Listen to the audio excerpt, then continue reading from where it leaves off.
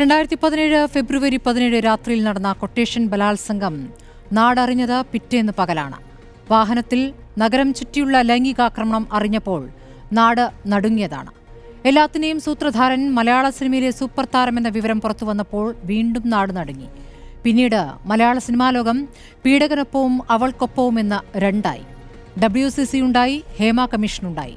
Super താരത്തിന്റെ കുടില തന്ത്രങ്ങൾക്കെതിരെ സ്വയം വെളിപ്പെടുത്തി അതിജീവിത നിയമ പോരാട്ടത്തിലാണ് ഇപ്പോഴും. ജയിലിലും പുറത്തും സൂപ്പർ താരം ആരുടെയൊക്കെ പിന്തുണ നേടിയെന്നതും കേരളം കണ്ടു. ജയിൽ DGP ആയിരുന്ന R. ശ്രീലേഖ പ്രതിയുടെ ജയിലിലെ ദിനങ്ങളോർത്ത് വിങ്ങിപ്പൊട്ടിയത് കേരളം കണ്ടതാണ്. ഇന്നിപ്പോൾ 7.5 വർഷം ജയിലിൽ കഴിഞ്ഞ് ജാമ്യത്തിലിറങ്ങിയ കേസിലെ ഒന്നാം പ്രതി താൻ ബലാത്സംഗം ചെയ്തു എന്ന് തുറന്നു പറഞ്ഞിരിക്കുന്നു. തനിക്കതിന് പണം കിട്ടിയെന്നും.